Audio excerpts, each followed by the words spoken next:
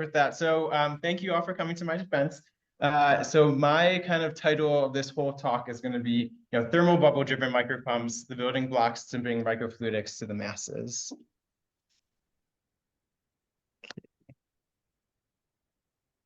Always the start of it. Cool. So kind of a quick overview of what I'm going to talk about today for the next 45 or 50 minutes or so. Kind of give an introduction of what are bubbles.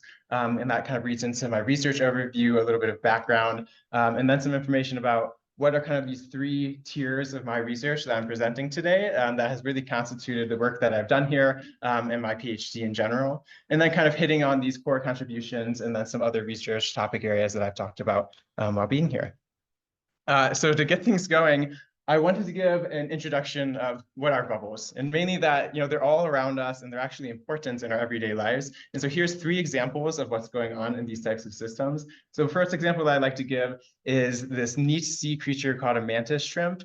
And what they actually do is use a vapor bubble to immobilize their prey and break open a clamshell. And you can see in these high-speed images, you get this kind of, the clamshell closes in, creates a vapor bubble, and that vapor bubble is actually what's being used by them to kill their prey and defend themselves. And then the second example is taking a high-speed video of boiling that's on a stovetop, and you can see that you get these vapor bubbles that's forming on that surface layer, and then that's what's causing your pasta to kind of cook uniformly, get heat transfer in these types of systems. And then the last example is using microbubbles as a pump source. And so this here is the topic of my PhD research, and using kind of these microbubbles as a small pump source that can be integrated inside of a system. So I want to start with a quote, and the reason I want to do this is because it really leads into, well, like, what are these bubbles? What is this type of system that I'm studying? And so the quote is by Andrea Prosperetti, who's a University of Houston professor. And the quote is, "Bubbles are emptiness, non-liquid, a tiny cloud shielding a mathematical singularity, born from chance, a violent and brief life, ending in the union with the nearly infinite." So I'm going to pause why that changes everyone's life for a second. But the reason why I like this quote is because it really highlights some key characteristics of vapor bubbles, and that's they're non-liquid, they're tiny, they often have violence that's embedded into them, and that they have a brief life, and so they're highly transient. And so you're going to see these characteristics throughout my talk, detailing what these vapor bubbles do, how can we use them in these types of systems. So to start off with just kind of a research overview, the main research question that I've really been addressing for the last 5.5 years or so has been, how can we use thermal microbubbles as an internal, scalable, mass-producible pump source in microfluidic devices? So there's a lot of bold kind of words here, and hopefully that's going to make more sense as this talk kind of folds out. But each of these kind of have a meaning behind the research that I've done in the last 5.5 years or so. If we break that down even further, there's really three tiers that I've been working on throughout my time here. One is, how do we rapidly fabricate these types of systems? The thermal bubble-driven micropumps is what I'm calling them. And then the second is, how do we model these types of systems? And then the last one is, once we can do all of those steps, what kind of applications, how do they scale across size? Can we use biofluids inside of them? And kind of taking that approach instead. So to start things off, what is microfluidics? One of those bolded words in that research statement. And microfluidics is really fluid flow through small channels. And the reason that you do this is shown in this video here is because if you can flow through a fluid through small channels, you have high controllability, what's called laminar flow. And so you can see that here when you have oil and water being flown together, you get this co-flow and you get this memorizing video that you have just droplets that are being formed in this highly uniform, highly repeatable means. And so the goal here is that you can use this high repeatability for many different types of applications. And so some common applications is a pregnancy test. You're kind of routing urine through these porous media and microfluidic flow to have some kind of outcome that's useful for you. Same kind of principle, right? COVID-19 tests, something that we've probably all done before. Same principle of routing fluid through these small channels in order to have some outcome. And then one thing that maybe isn't as known, but one of the biggest commercial successes of microfluidics is print technology. And every time that you print a piece of paper, you're actually using microfluidic technology to make that piece of paper and to have these droplets of ink hit your page over and over and over again.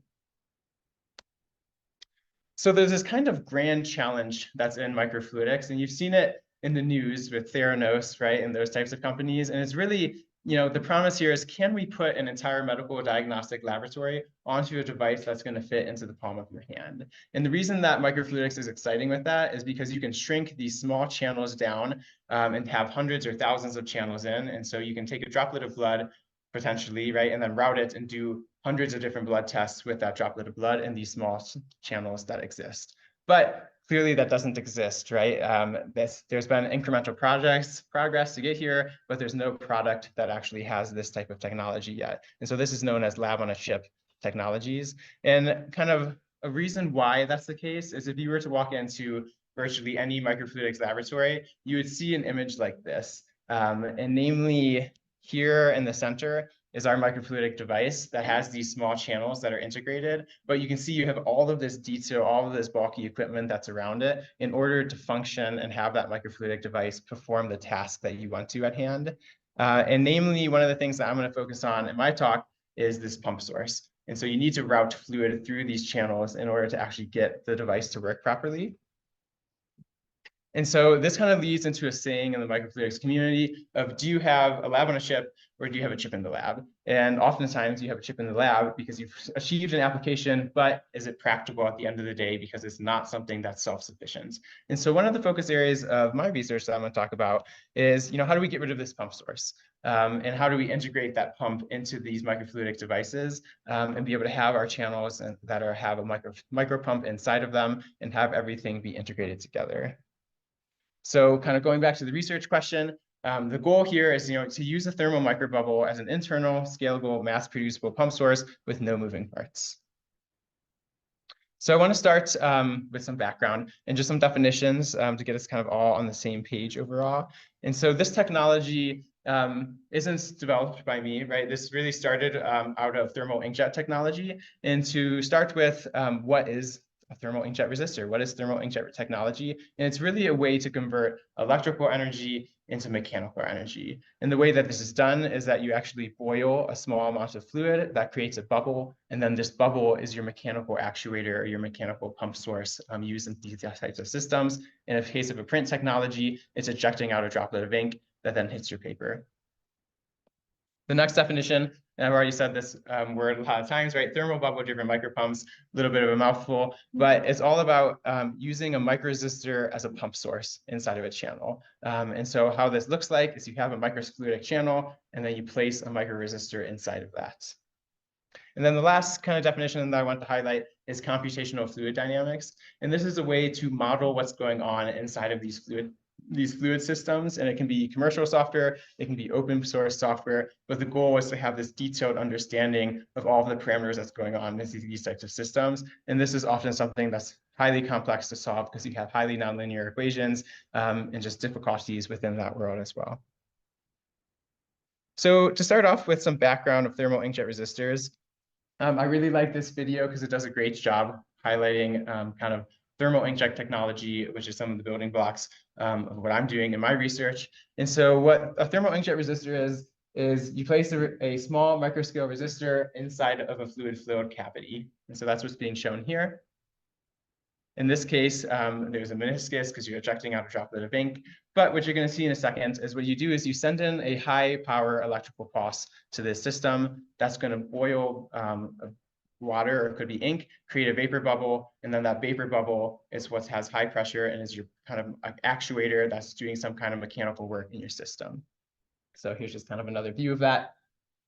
And the things that I want to point out is that we're really operating in the extremes. And so this is kind of going back to that quote by Andrea, where you really have this extreme surface temperature inside of these types of systems. It gets close to 300 degrees C. They happen extremely fast. It happens within 50 microseconds. So about 1/1000th of the time it takes you to blink. And they're extremely small. It's about the size of a human hair width commonly for these types of systems. And so we're really operating at this far extrema of all of these types of systems overall. So to give some history of these types of micropumps, the early work was done by Andrea Prosperetti and a research group out of Hewlett-Packard. And the goal here is, right, can you develop a pump source that can be integrated in these types of systems? And so what they found was that, yes, if you take a microresistor and you place it properly into a channel, you can use that vapor bubble as a pump source to either move fluid around, to move particles around, and to have this kind of mechanical actuator that's integrated in these types of systems. And then I want to talk a little bit about some other applications beyond pumping. And so the literature is actually full, or maybe not fully full, but it has a lot of opportunities to do other things besides just pumping. And so Lin et al. Demonstrated that you could actually mix with these types of bubbles. And so you want to think about them as a general kind of micro actuator source. And so what you can kind of see here is that, oh, maybe I use the laser pointer, right? So you can get this kind of mixing effect that's occurring. We're having this vapor bubble is actuating and mixing two fluids together. And kind of same thing over here with cell sorting. You have pass cell through channels. And then every time that vapor bubble forms, you can bump the cell to a different leg and do some kind of sorting application.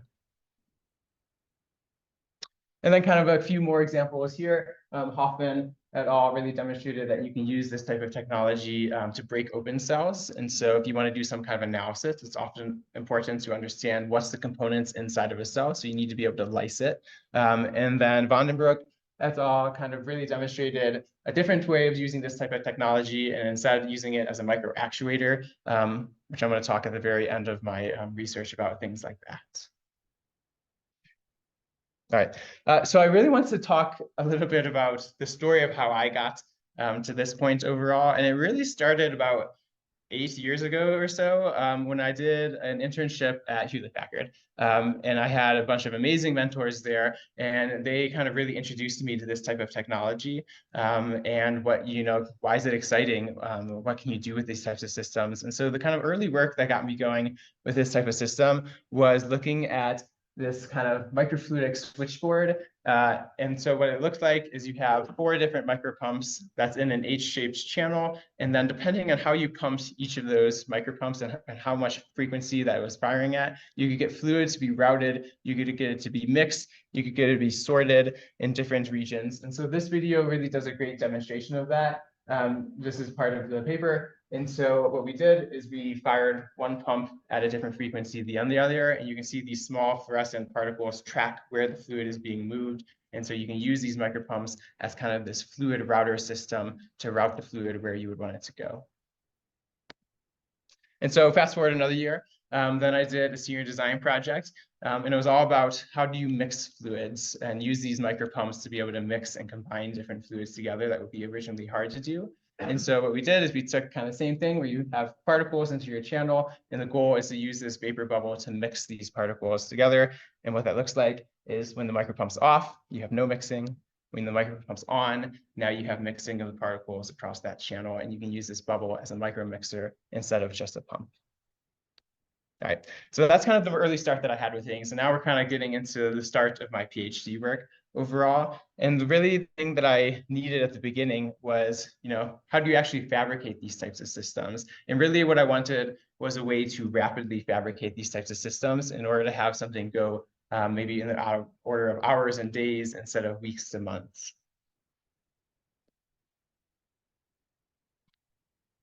Okay, cool. So how are they currently made? So these types of micropumps usually are made using something called semiconductor processing technology, kind of a mouthful, but what that looks like is the same type of technology that makes computer chips, that makes kind of the chips that go into your smartphones. And it's all about stacking layers on top of each other. And so you can have metal layers, you can have different dielectric layers, but at the end product, if you want to make a resistor, you might have 10 to 20 steps or more in order to make that end resistor that exists. And the issue with that approach is that while it can be good to mass produce once you have a system, it's slow. And so because you have all these different layers that need to be stacked, it can often take weeks to months to be able to actually fabricate some of these resistors overall. It's expensive. So the tooling that's being used to make these types of systems often costs millions of dollars. So you have a really high upfront cost that needs to be present in order to get these systems to work. And both of those things really lead into this issue of accessibility. And so if we want this technology to be more accessible to researchers and more accessible to use in general, reliance on semiconductor technology maybe isn't great overall. And so what my research is looking at is, can we make a fail fast, fail often fabrication method where we can rapidly prototype these types of systems and then increase the amount of learning that we have by able to iterate and cycle through these systems faster. So the approach that I take is with laser cutting. So something that we've all probably done before, except instead of having a piece of plastic, I have a piece of glass that has a thin conductive film on the surface of it. And what I do is I etch away that conductive film and leave the resistor or leave the design that I want at the end of the day. And what that looks like here is kind of getting rid of these film stacks and leaving the simplified film stack here. That's just a commercial substrate. And the advantage here is that it's inexpensive, it's fast, and then I can already buy commercial off-the-shelf products. So if we kind of look in this process a little bit more in detail, what that looks like is I take this piece of glass, I have my design, and then I literally just etch and laser cut that design on top of a resistor. And so you can see here how fast that actually is taking, right? Instead of something that takes weeks to months, it takes maybe a couple seconds to make each individual resistor, and then I can bond to that, and that's why it maybe takes a little bit longer, like days. But the fabrication process is extremely rapid now to be able to fabricate these types of systems. But there were many failures before getting to that point. And so I think that's one of the things that I really like to push home for research just in general, is that oftentimes we only really publish on good results and showcase the good results, but not the steps to get there. And so for me, there's actually a lot of bad steps and failures to get there, namely this one that's on your guys' left, where I took high power and attached it to these conductive paste, and then it blew up on me. And then I took a high-speed image of that, which looks interesting. And then on you guys' right, this one, you can see those bright patches that's there. That's the resistor breaking and not being able to withstand the heat overall. And now it's useless because it has now ruptured overall. And so there are some challenges to overcome before getting to that end product that looked really nice of having the resistor be made. And these kind of are the key details here.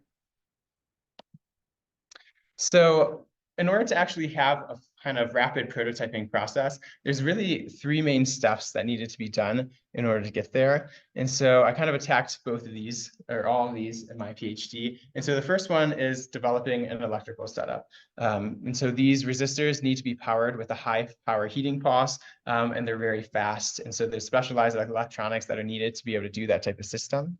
The next one is on the imaging setup. Same kind of thing. We're operating on these extremes. And so we need to be able to image at maybe 1 million frames per second to be able to actually understand what's going on in these types of systems and be able to have that type of imaging be done. And then the last one that I kind of talked about already is just fabricating these types of systems, both the resistors and both the microfluidic channels themselves, to be able to have a working device. So this took a year and a half of my time. And so this was a key component that was needed in order to get to the stage where I can actually use these types of systems. I can actually make these devices and then iterate through them to do different applications.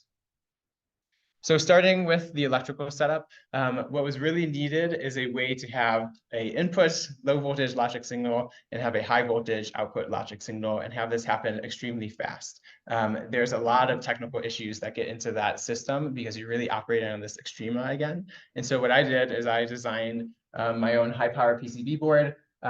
I'm not going to bore you with the details, but it takes in these low voltage signals and can output a square wave of pulse of whatever kind of pulse width that I want. And this is what's driving the resistors, giving it the electrical energy in order to make a vapor bubble and actually cause boiling to occur on the surface of the resistor.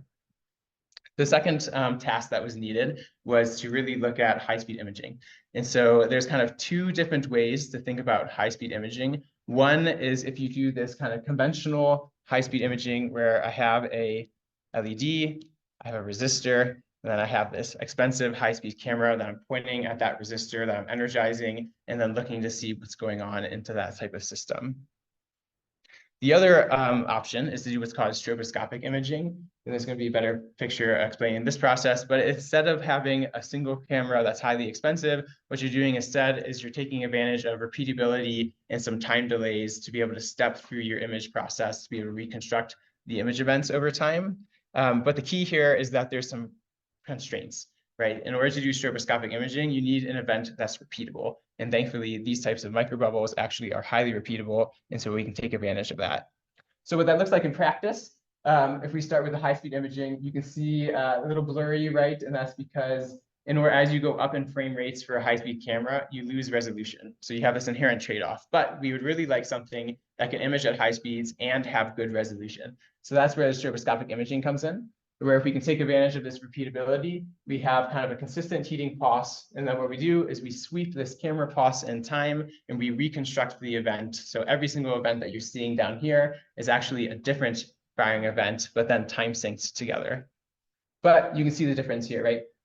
You get much better spatial and temporal resolution with stroboscopic imaging if you can take advantage of that type of system.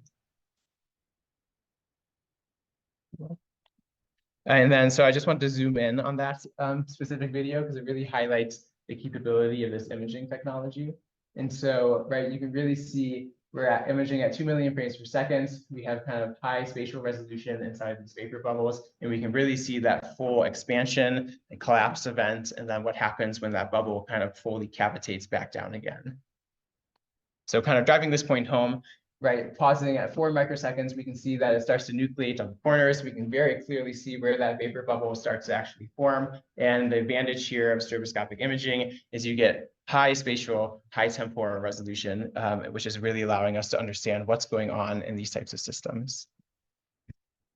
All right, so the fabrication side of things, taking that same laser cutting approach, if I laser cut microfluidic acrylic or different channels, I can make the microfluidic channels themselves. And so by doing this, I'm laser cutting 2 pieces of acrylic, sandwiching them on top of each other, placing them onto that resistor, and that's creating my microfluidic device.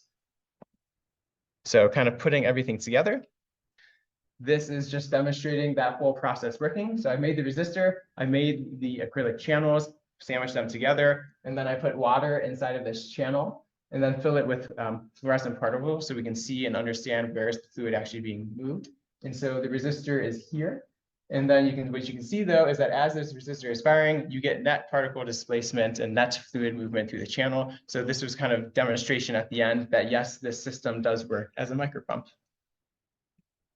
In order to actually understand how much fluid is being flown through the channel, we need a way to measure the flow and have a flow measurement. And so the approach that I take is to seed the channel with microfluidic particles, track those particles, and then use the kind of tracking data to generate these nice looking flow profiles of how is the fluid actually moving inside of that channel.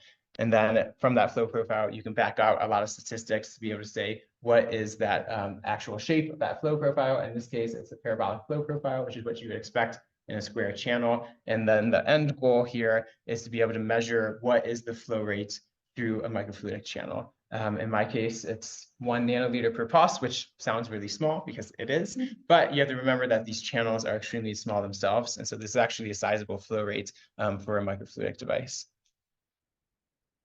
All right, so kind of in conclusion of this whole work, this was all about rapidly fabricating these types of thermal bubble-driven micropumps and microfluidic systems. And so the advantages of the work that I've done here is it really takes this weeks to month fabrication process and turns it into something that you can do in a matter of hours and days, and to be able to enable rapid prototyping, rapid iteration of these types of systems. It's relatively low cost. And that everything's available open source. And so it really increases accessibility of this technology. So this resulted in a publication to Micro Machines. So the next part of my research that I want to talk about is really on modeling. This is a little backwards from what most people think of modeling. Usually you model first to be able to understand the system that you're building. In this case, it's actually almost more challenging to model this type of extreme system than it is to build it. And so it's actually faster for me to do experiments than it is to model. But what you're gaining from the modeling side is to be able to have this full detailed picture of all of the different variables that's going into your system, and have kind of additional planning when you're designing a system and when you're trying to understand what's going on. All right. So many different modeling approaches to be able to do this. I'm going to talk about a few of them here. So starting with what's called one-dimensional modeling. This is kind of this way of tracking 2 different interfaces with different physics, and then modeling what happens as the bubble expands and the bubble collapses.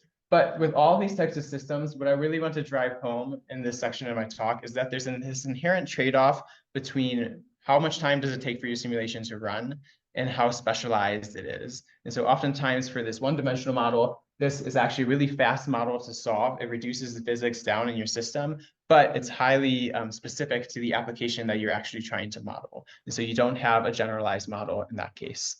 If we move on to this full multi-physics 3D CFD, this really studies and models all of the physics that you can account for, and with the goal of being able to recreate what's going on in your system. The disadvantage here is that it's highly computational expensive, but you've gained generality. And so you can now model virtually any type of system because you're accounting for every single physics that's going on, but it's going to take a long time to actually solve. And then the last one is looking at this reduced physics 3D CFD model. And this is kind of hitting that in-between state of something that's general and something that's fast, and trying to find a sweet spot where you can reduce some of those physics that you're trying to model down to be able to have this kind of in-between space overall. Right, so in my research, I'm really hitting on 3 of these overall. And so this was resulted in kind of 2 publications to physics of fluids, all about 2 of these are kind of different branches of this area. One kind of combining 1D and 3D modeling, and then the second one is more open source modeling. So I'm going to talk about both of those today. And so really driving this point home is the one-dimensional model is fast but specific, but the full multi-physics 3D CFD, which is a commercial software called Flow3D in my case, is slow but very general. And so there's this inherent trade-off that you're going to see consistently throughout this part of the presentation. To start with, though, what are the missing pieces in modeling these types of micropumps? Well, there's really 2 that I kind of am addressing in my research. One is what happens when we have 2 bubbles that are together in a channel, and how can we model what's going on when those bubbles are interacting? And then the second one is really, how can we use open source tools instead of commercial software to be able to model these types of systems? And the reason why you want to do that is because commercial software is expensive. It's not actually very accessible to researchers. It can cost maybe 10 to 20K just to have that software available to you. So it would be great to be able to increase accessibility and allow open source softwares for people to be able to use. So I'm going to start with modeling 2 bubbles in a channel. So in any kind of realistic microfluidic device, if you have thousands or hundreds of channels with a microresistor and a bubble that's being actuated, you're going to have interactions inevitably, whether that's desired or not undesired, but you're going to have these interactions that occur into a system. And so the goal here is, can we develop a model that describes these types of bubble interactions and kind of sets the framework for understanding what happens when you have bubbles that are interacting in a channel? And so the kind of what I wanted to do was have a fast model, have something that's relatively accurate. And this is really screaming one-dimensional model. And so that's what I'm going to talk about here. But before we get into the one-dimensional model, we need to validate that it's actually accurate and that we can use this model to study these types of systems. And so I'm using full 3D CFD in order to kind of verify and validate that this model is functioning properly. So what the full 3D CFD model looks like is, on the left-hand side, you're taking in all these different physics. It could be multi-phase flow, heat transfer, and that's translating to a mathematical equation. So surface tension corresponds to a mathematical equation. Phase change cavitation corresponds to a set of mathematical equations. And then all of these equations get solved by that software. And that's what's being actually developed. That's what's actually being able to simulate this vapor bubble that's forming in a channel. But the takeaway here that I want you to have is that as you increase the number of physics, it increases more equations that you have to solve. So it's going to get harder and more time complexity to be able to solve this type of system. So that's the disadvantage of these full multi-physics softwares. But it gives you this general approach to be able to validate different types of systems. And so up here is kind of, you've seen this a little bit before. So this is the full multi-physics 3D CFD simulation of this vapor bubble expanding and collapsing in a channel. And what I'm interested in is that actually accurate to experimental data? So if we kind of compare those 2 things here, you can see that these snapshots, the answer is actually yes. So we can use this numerical tool to be able to predict where is the bubble, what is the flow rate inside of a channel. And if we take even a closer look at that system, this is measuring the flow rates as a function of time. And you can see that the dashed line is from the software, and then it agrees well with experiments. And so this is that validation case to be able to actually use this 3D CFD model to predict and understand what's going on in these types of systems. So here, yes, Flow3D, this multi-physics 3D CFD can be used to accurately model these types of systems. So now that we know that it's accurate and we can validate our systems, now the challenge becomes, can we make a fast and accurate one-dimensional model to be able to take advantage of kind of a reduced runtime? The one thing that I didn't mention is that simulation that was shown up there actually took a day to run. And so that's not great to be able to iterate through these types of processes. So for the one-dimensional model, what I'm really doing is I'm expanding upon work done by Kornilevich et al. And what they found was if you take this reduced physics approach, you can have a bubble that's in a microchannel. And then there's this list of assumptions that really describes the kind of capabilities that this model can actually solve. And so I'm just going to name a few of them, right? Incompressible, infinite speed of sound. This all has different meanings to it. And the key here is that each of these assumptions means that this model is specific to a certain use case. And so it's not as general, and it can only operate in this specific set of conditions overall. But what you're gaining from these type of one-dimensional models is that you simplify the physics. You don't have that whole list of equations anymore. And you have something that's more approachable and more tractable. And so namely, you can model this expansion phase and you model this collapse phase. And how that looks like is you're essentially solving a force balance that's occurring inside of this type of system on both of those interfaces. And this is going to correspond to just a grouping of equations that's coupled together that's solving what happens when that fluid interface moves and when that other fluid interface moves. And then you're kind of solving that over the system of time to be able to figure out where is the bubble and how much flow has actually moved through your channel. So there's one key detail here that I want to discuss briefly because it's going to show up later in the presentation. And it's this Q-naught parameter that's in this equation, seemingly simple, but this is actually what's giving that bubble and what's telling the equation how strong is it and how far is that bubble going to expand out in the channel. So that's called bubble strength. And this is actually a really important detail that's going to come up later in the presentation, because normally this parameter needs to be matched to experimental data or CFD data in order to actually have your one-dimensional model be accurate. All right, so that was kind of what happens when you want to model one bubble in a channel. If you want to model two bubbles in a channel, now you just have double the amount of interfaces that's occurring. So we're going to do the same kind of thing, but this time the bubbles can operate and merge at different times. So we're going to do that force balance on both of the interfaces. And now instead of having two equations that are representing this process, you have four equations that are coupled together. So a little bit greater in complexity. But in order to solve a system like this, it actually only takes a computer a matter of seconds or minutes. And so significant time savings to be able to predict what's going on in your type of system overall.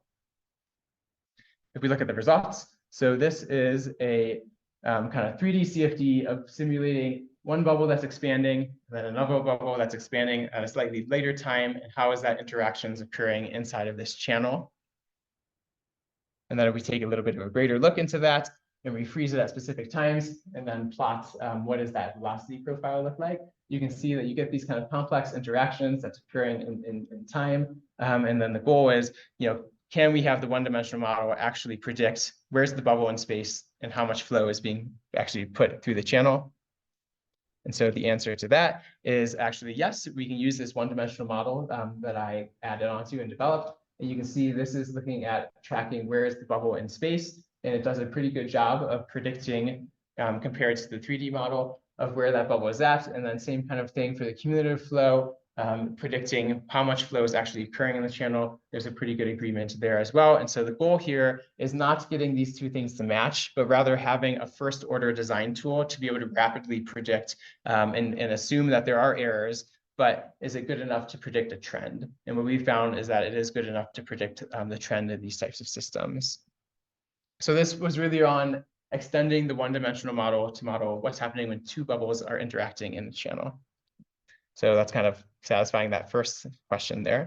And then the second one is really looking at open source modeling. And so the one-dimensional model was great, It allows us to really kind of address these challenges and be able to rapidly iterate through a system, but it lacks the kind of like generability to be able to simulate any condition that you want to study. So kind of coming back to this figure again, is we really want something that's in the middle of this overall, something that can be both relatively fast, but also relatively general as well. And so that's where this open source modeling comes in. And specifically, I'm using a software called OpenFoam to be able to really increase the accessibility here. So the goal for this next section that I'm going to talk about is really developing an open source model to simulate these types of micropumps. So what that looks like, this is that listing of all the full equations that's being solved by 3D CFD. What we're doing, though, with an open source software is we're eliminating and neglecting some of these physics. And what that means is that we can cross out and get rid of some of these equations that's trying to be solved. And this is what reduces the time complexity to solve these types of systems. And so for this OpenFoam case, if we again compare it to the experimental results, now you have experiments, the Flow3D, which is going to be our gold standard, and then the OpenFoam results. And what you can see is that for the OpenFoam results, they agree well with both experiments and that validation case of the full 3D CFD. But what's shown here, but what's not shown here is that Flow3D took a day to run. This one took 2 hours to run. And so you have significant time savings into these types of systems, and that's allowing you to be able to iterate through these types of devices. Kind of taking the same approach as before, if we look at that numerically and what it actually is looking like with fluid flow through a channel, you can see that all of these lines are kind of overlaying on each other. And that's giving us confidence that this open source model can be used as another way to predict the bubble, as another way to predict the flow physics that's going on. So that's what's kind of being shown here. And the advantage being is that it's open source, and so it's free, readily available software. And that's really highlighting that we can increase the accessibility of this technology. So kind of hitting the last topic area that I want to talk about for the work that I've done overall is really in this application space. And namely 2 main things. One's on how do these resistors scale over size. If you have pumps of different size, what happens to the flow rates? Are the different dynamics that interact together? And then the last one is what happens when we put biofluids like blood or something into these types of systems? Can it interact, and how does it interact?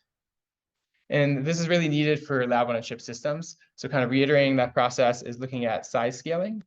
And then I want to look at compatibility with biofluids. And so that's going to be the next 2 main things of this section. So for size scaling, what we're really interested in is, can we go from a small size scale to a large size scale? What's happening? And can we adjust our models to be able to predict what's going to occur when you have resistors of different sizes?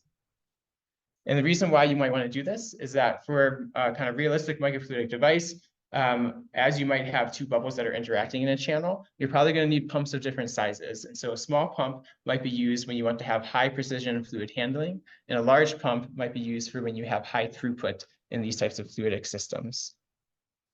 So the goal in this section of my research is to really modify that one-dimensional model to be able to predict what happens when you have resistors of different sizes in your channels. How can you predict the flow rate that's going to occur?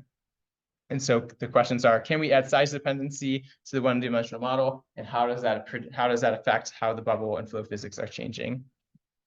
And so that's kind of why I highlighted this bubble strength earlier, and I want to come back to it. And the reason is because this bubble strength parameter is size dependent. And so there's this relationship between bubble strength and the resistor size that you have. And then the question here that I'm addressing is, what is this relationship? Because if we know it, we can plug it into the one-dimensional model and be able to predict how these bubbles are changing and how that flow is actually changing as you adjust and increase the resistor size. So how I did that in my research is I took a bunch of different resistors. In my case, I took kind of 5 resistors spanning from this microscale size scale to this kind of mesoscale in between size scale. And then I placed these resistors inside of microchannels or mesofluidic channels. So that's what's kind of being shown here. So this is sandwiching together, forming that microfluidic device. And then I need a way to measure the flow rates. And so that was kind of what I discussed earlier. So by seeding particles into these channels, I can figure out how much fluid is being displaced every time that bubble forms. And then computing this bubble strength parameter by basically comparing the one-dimensional model to the experimental results, and then seeing where is that fit and computing what is that bubble strength actually looking like. And then the key that I want to really highlight here is that it's then performing this over and over and over again in order to get the number of statistics that you need and to be able to understand this relationship. And so this took weeks to actually do. While it's fast to make, you need multiple iterations and multiple samples in order to study your system.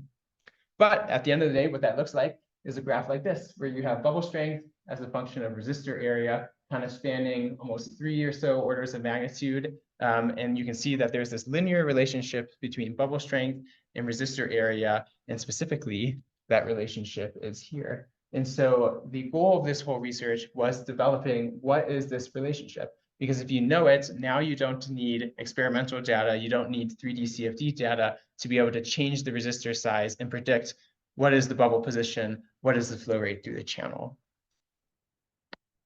All right, so then if we kind of move to that second question, is looking at, how does the bubble and flow physics change as we change the size of the resistor? And so there's kind of two main questions here. One is, does confinement when you have the resistor in a channel versus not in a channel affect the devices? And does the size affect the resistor devices? So here's what those look like. On your guys' left is this stroboscopic high-speed imaging of looking at a bubble that's not confined in a channel. On the right is looking at when this vapor bubble is confined to a channel. What does that type of system look like? You can see they look very different from each other, right? Namely, when it's confined in a channel, you get this bubble that's actually breaking up inside of that type of system. And so these types of things is what I'm looking at to kind of understand what's going on. Does this influence how we can use these types of bubbles as we span the size scales? But the interesting thing is then if we take this kind of resistor, and instead of looking at if it's confined in a channel, we confine them both to a channel, but we change the resistor size. In the smaller case, now that resistor is staying as a solid coalesced bubble, expanding and collapsing over time. And that kind of same video over here, right? You can see this kind of chaotic motion where the bubble is breaking up. And so there is this size dependency between having a small resistor in a channel versus having a larger scale resistor in a channel. And that has some complications and just some effects in dealing with how much fluid is being displaced inside of these types of systems. So the answer here is yes, yeah, resistor size does affect the bubble dynamics and the flow dynamics. So my contributions really in this section has been, can we use the one-dimensional model without experimental validation data? That was the point of having that linear relationship equation that I shown earlier. And then the second one is really, how does this flow physics, how do the bubble physics change as you go from a small size scale to a large size scale? And so this was kind of the work that I did in the International Journal of Multi-Phase Flows, really describing and studying this type of parameter overall. So that kind of hits size scaling of micropumps. The last thing that I want to talk about is really compatibility with biofluids. And the reason why I'm doing that is because if you're to use this type of system or this type of technology with healthcare, you're going to route blood, you're going to route fluids that have proteins in them. And so it's important to understand how do these resistors actually interact and how do these micropumps interact with this type of system. So kind of two main questions. One is on characterizing and quantifying if fouling is occurring on a surface. And so fouling is this kind of residue buildup that's occurring on a surface of a heated substrate, which in my case is the resistor. And then the second one is, are these micropumps actually compatible with protein-rich and cell-laden fluids, which is what you find commonly in healthcare. All right, so two kind of main challenges here. One thing that I found in order to characterize the extent of fouling, I found that if you take a snapshot at the very beginning of using one of these resistors with proteins inside of that fluid, and then let it fire about 10,000 firing times, you can see that there's this big change between how that vapor bubble formed at the beginning and where it's now at much later on. And so my thought is I can use this decay in vapor bubble area to be able to measure the extent of fouling over time. But in order to do that, you need a way to segment out where that vapor bubble is in space. And this is actually a really hard challenge because in a fluid that has blood or proteins in it, you get all of these particles that are inside of that condition. And it really messes with your ability and complicates the ability to be actually segment out where that vapor bubble is. So the approach that I took is really using kind of a age of AI, using a deep learning image segmentation algorithm based off of this kind of AI ResNet 18, and it's taking in this training data set, labeling it, and then using that trained network to predict where is that vapor bubble in space.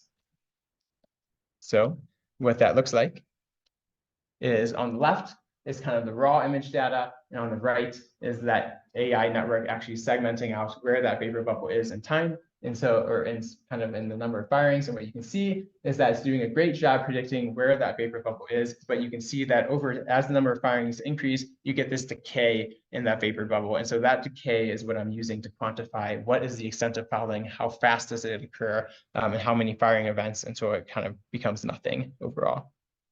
Looking at that from a more like data side, right?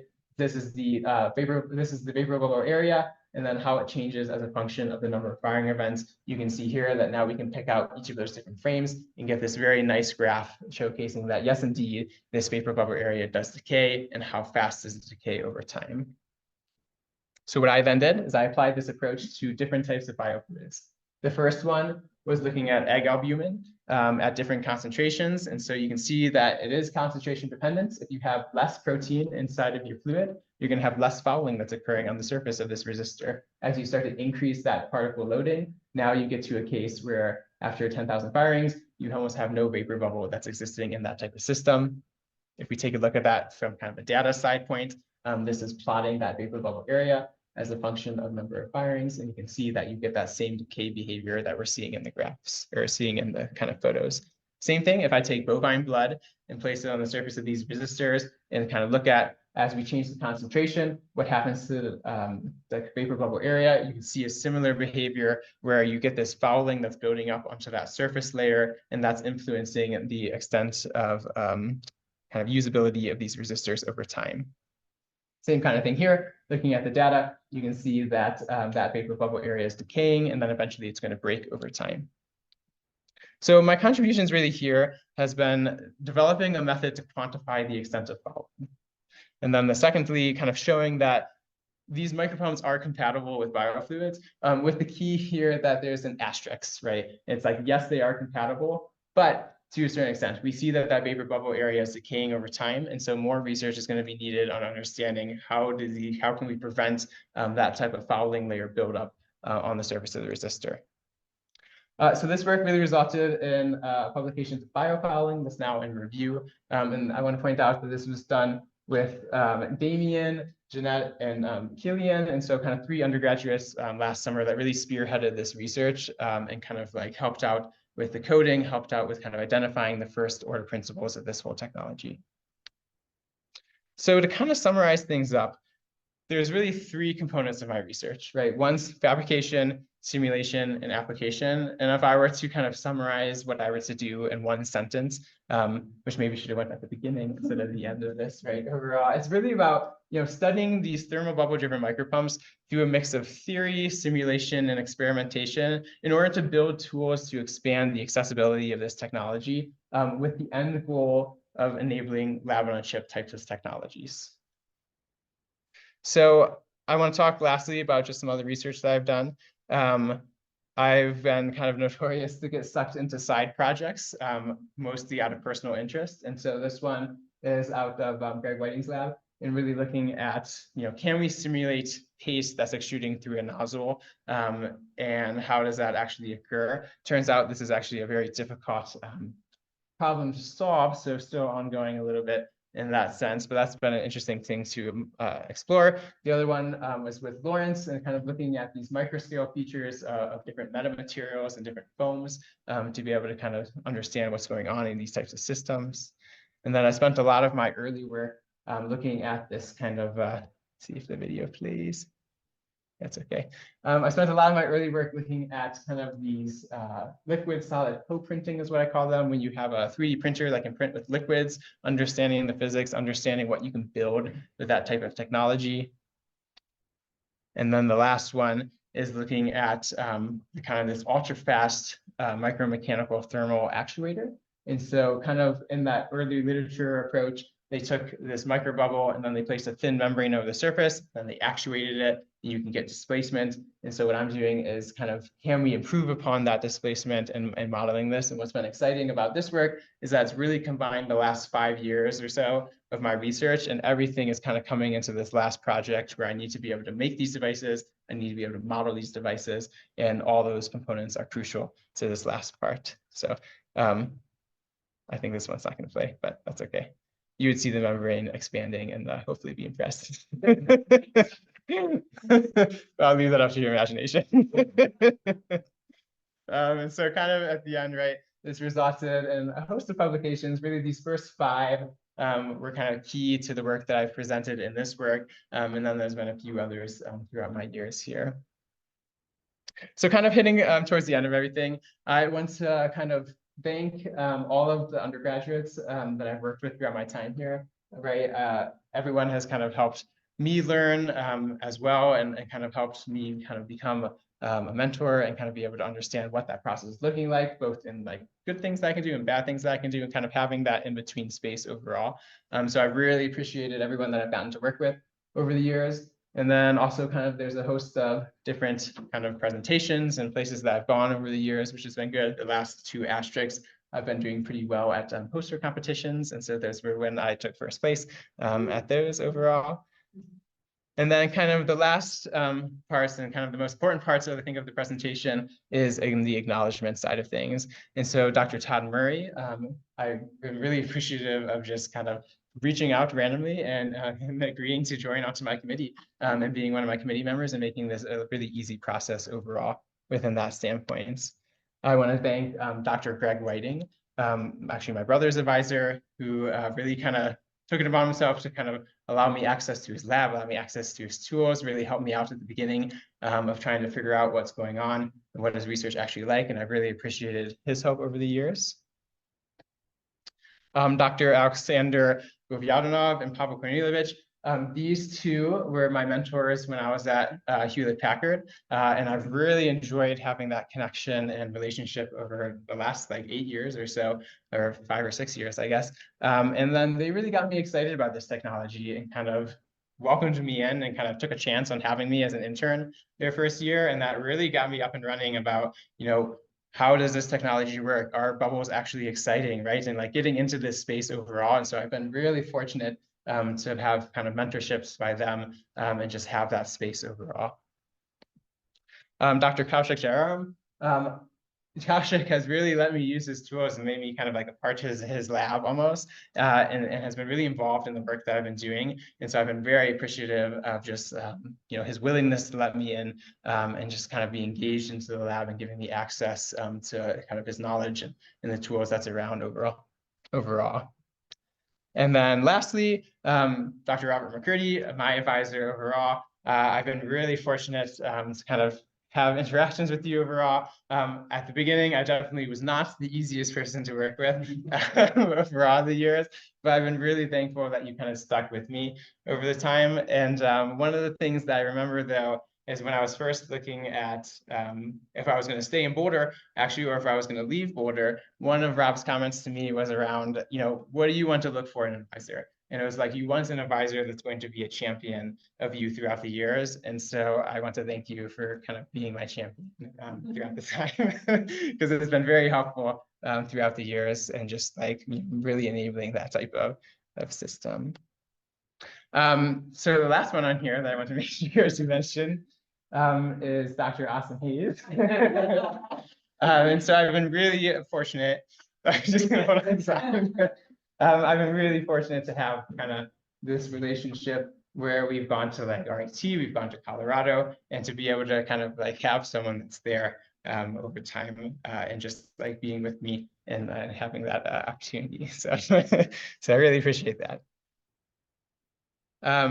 Forgot to animate one, but middle one was supposed to pop up first. And so I really want to thank my family, though. So mom's in the audience. But it's been a really great adventure. And to be able to have that family support, whether it's through Austin or whether it's through mom or whether it's through dad or Alex, and just having that building block be present throughout my time overall. And then I want to thank Joe for kind of being there throughout the years and like hitting a bunch of different adventures These are kind of hitting a bikepacking adventure in Utah and then in Paris, but I really appreciated, I think, just the adventures that went with you overall, and having that space be there, and also listening to this presentation about 4 times, which also takes time. And then lastly, just friends from Rochester, friends from Colorado over the years that have really made the difference in my time here, and it has really made it an enjoyable time period overall. And so from Mike and Olivia, kind of watching Rome, right, and to Elle, who's really kind of been consistent throughout my 5 years here, and just everyone else that I've met along the way, and Kurt and Karen too, that we met at the very beginning of my time here, has really made a magnitude of a difference in the time that I've spent in Boulder, and why this has been kind of an enjoyable experience for me as a PhD.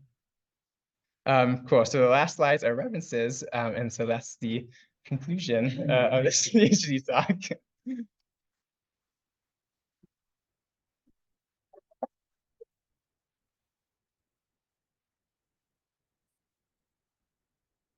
Cool. So with that, we kind of hit the public section. So if anyone has questions, Austin's going to look at the chat, or you can just say it, and then I can just repeat it and we can hear it and go from there. Okay, Austin's got a question. I'm curious if one of the slides you had the 1D model versus the 2D, but it looked like the pre-bubble collapse was a perfect fit and most it's not. Yeah. Not necessarily more difficult, but so what we ended up doing in that research was, yeah, that is a good observation.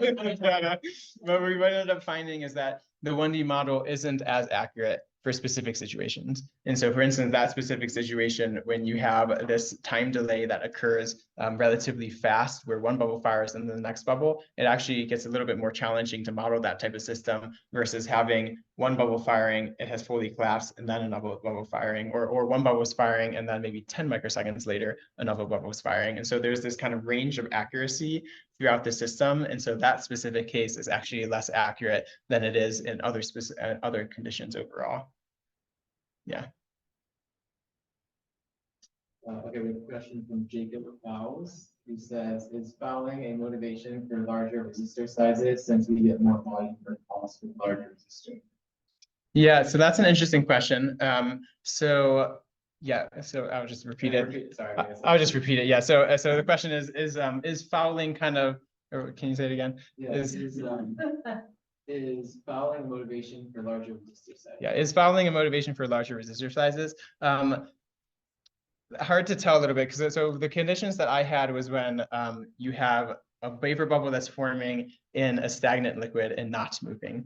And so it's an interesting question of what happens when you have it confined in a channel, but you have this movement over the surface. Are you going to get the same buildup that occurs over time? And potentially not as much. And so not as, for larger resistors, I can agree with that part, where it's like you're going to get more volume per pulse, but you're also going to get a larger surface area of that resistor that could foul over time. And so, yeah, I don't have an answer to that question, but I think that is an interesting avenue of research. Okay, and then you have a question from non-PhD who says, great job. And then there's a difference between open foam and flow 3D. Why, first up, can you elaborate more on why the difference in runtime specifically? And then two, is there, I guess related, is there a physical phenomenon that flow 3D does that? Yeah, so I'll answer the first part of the question. So, right, first part of the question is kind of why flow 3D versus open foam, right?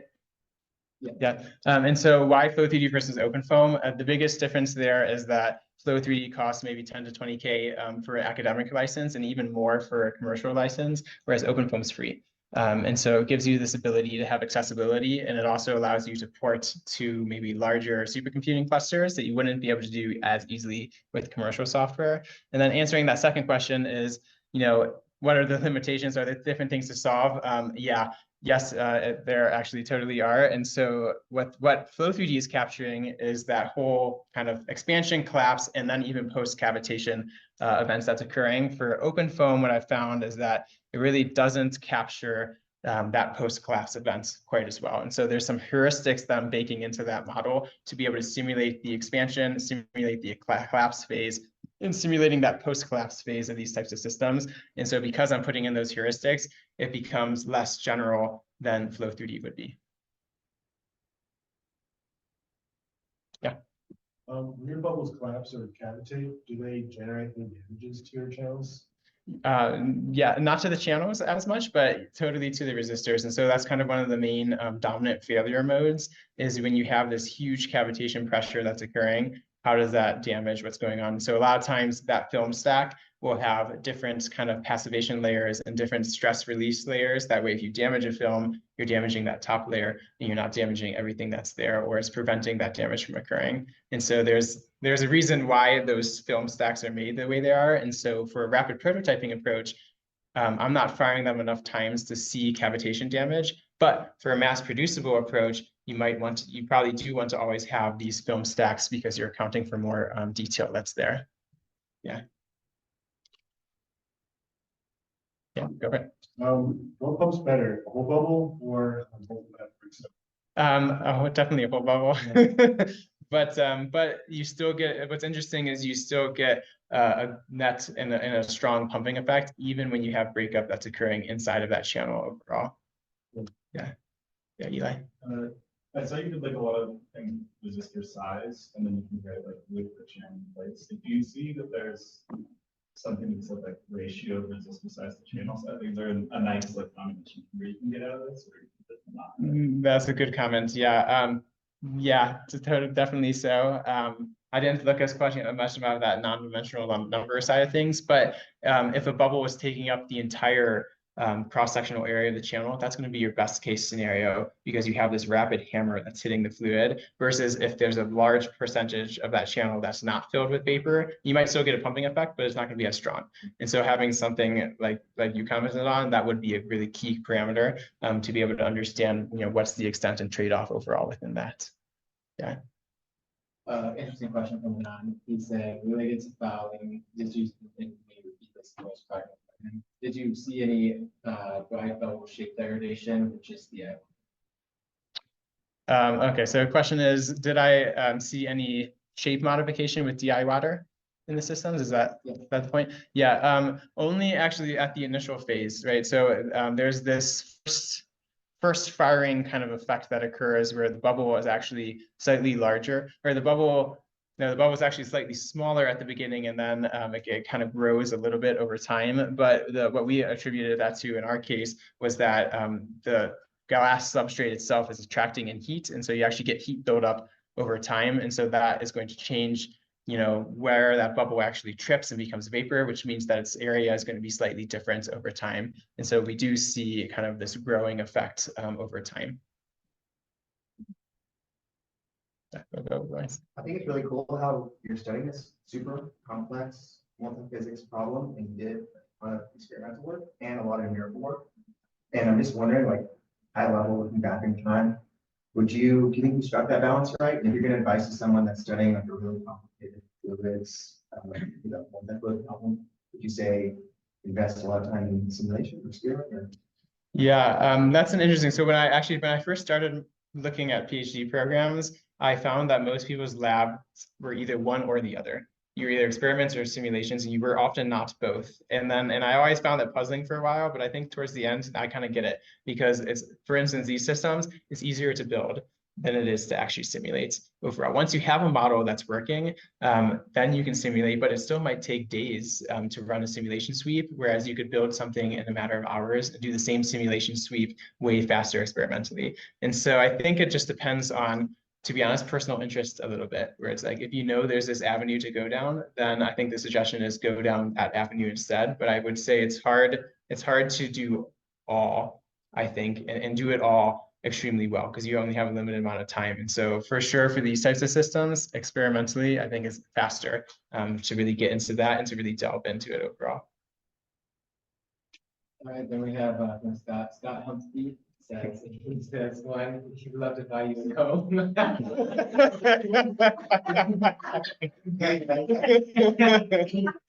Two, he says, on the following topic, how does it compare with PhD systems? Yeah, that's interesting. First, I don't own a comb. And second, on the piezo systems, that's clear. So I think the dominant mode of fouling in these thermal systems is the heat. We're actually we're denaturing, causing this fouling to occur. And so piezo type systems, there's a different fouling mode. I don't know piezos as well, but I would guess the fouling mode is more into this kind of rapid mechanical shock when that actuator actually actuates. And so because you have this different technique, I would expect less fouling to be in a piezo actuator than it is to be in a thermal driven system, just because of not having that temperature component be present anymore. Thanks. And there's one more question. Maybe just do like one more. Okay, how do you control the size of the bubble when using open foam? How does that compare to the spherical? Yeah, so the question is, how do I use open foam to kind of control the size of the bubble? And so like in the 1D model where you had that Q0 bubble strength, in the open foam model, I prescribe an initial pressure to these types of systems. And so that initial pressure is being matched to experimental data in my case. And so there's this kind of one-to-one comparison that's there. And so that's where you start to lose the ability to have a general model, is because you are still reliant on prescribing this initial pressure to the bubble as opposed to modeling that full physics and that full kind of like phase change process. Okay, we go, don't worry. I'm going to ask the question from the perspective of not being a physicist, because I'm impressed that what you did in your PhD is you really researched a process, and it seems like very articulate process in producing a flow of liquid to do something, but so you're interested in the physics of it, and I'm sitting here going, I can tell something important is happening that would give me a lot of control if I knew what to do with it. But I don't know what you'd use it for besides printing ink, and maybe I was imagining doling out medication at a certain rate or something like that. But the real question is, so who's going to hire you and why? Because of what kind of things their goals they're looking for to animate in the world. Right. Yeah. So that's a good question. I think around that is like, so application space where I kind of really see this hitting home is in healthcare, in like the biomedical sector, where it's like that is kind of the grand kind of challenges that you can solve. I think a lot of them are related to just biology and healthcare. And one of them is kind of increasing healthcare to countries maybe in places that don't have as easily access. And so if you can have a device that then has everything be integrated, that I think has the greatest impact to kind of like apply this technology to the world overall. And so because you can have everything, you can just give someone a device and say, this is going to measure your blood, right? Or maybe that's the best example, but this can like measure this, maybe do a complete blood test. You'll have the results at the end of the day. You'll have the results in an hour or something like that. And so that's where I really see this technology being applied to overall. Okay, right, Jay. Did that lady at Stanford who had the device that was supposed to do, was she using these microchips? No. So yeah, but it is, yeah, it's like, right, I think it goes back to there's really cool unsolved problems in the world and like great ideas to solve them, but only if you're honest and like practical with the ideas overall too. Yeah. Cool. So yeah.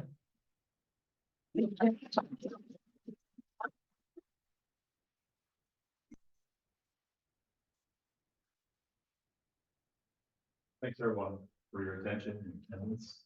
We're going to now spend some time chatting with Brandon just with me. And so we'll ask everybody to leave the room and do some meetings. Well, yeah, so I'll just repeat that for everyone on Zoom. So we'll switch to now the kind of private section of it. And so we ask everyone that's on Zoom that's not on the committee to leave for that one. But thank you all for coming. Hey, congratulations, Brandon. Thank you. Great to see you. Bye-bye. Yeah, you too.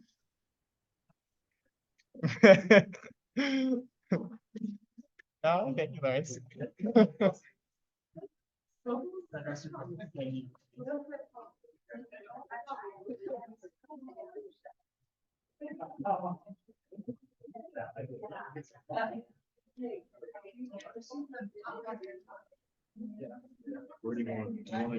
Yeah, that's honestly because it's just us, right? So, Yeah. So let's just do that because I think it's going through the speaker system, but when it's going projecting, it's also. Let's just do that. Unless you can have access to your slides, so you can, some people want to make things. Yeah, I agree with that.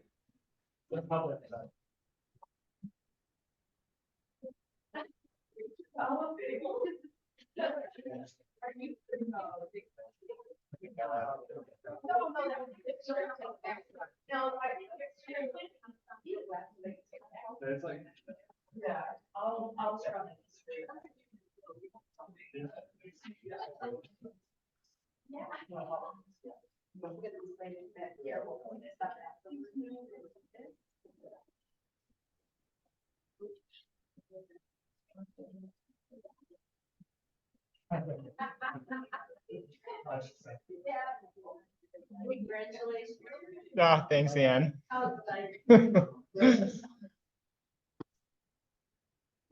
You know, and that's why I figure out what the hell.